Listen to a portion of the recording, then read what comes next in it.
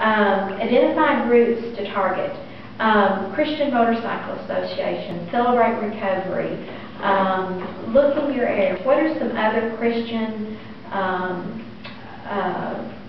organizations, ministries? Many times you think, well, if they're already doing ministry, they might not want to do this. We've had Celebrate Recovery and Christian Motorcycle Association volunteers come with us, and they're great. Their ministries are very similar. They want to reach people who are hurting, and many times they can do both. So don't hesitate to look at other ministries. Create a written plan. Kind of sit down and brainstorm and think about what's going to work in our area. What do we really, every community is different as to what things go over and what things don't. Try to create a timeline. You've got a weekend coming up, and you know you've got 16 boys in that facility that you really want to be on the weekend. Well, you need 16 mentors. So that's your goal. We got to bring in 16 mentors. To do the team, you're going to need a few more, so you might want to say, well, 20 new volunteers is our goal. And we got to have that in time to start team meetings. When you know your weekend's coming up, you've got to allow enough time for them to get into the team training meetings. Use a variety of strategies. Like I mentioned, radio, television, booth at mission fairs. We've done this before, and it works real well. We just set up a table. We have our brochures. I'm going to show you about those in a minute.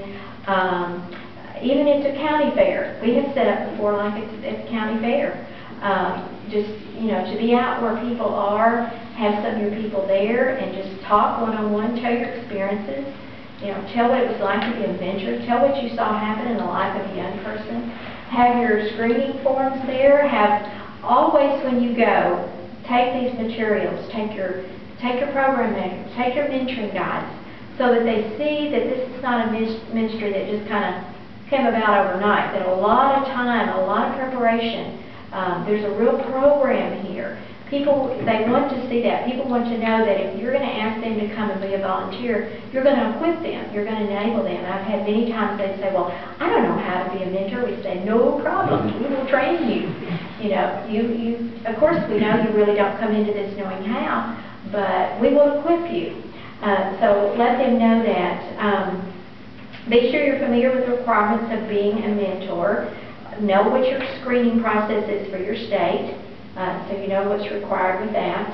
And think about what could motivate people in your area. Is there something that really the people in Columbus have a heart for, a passion for?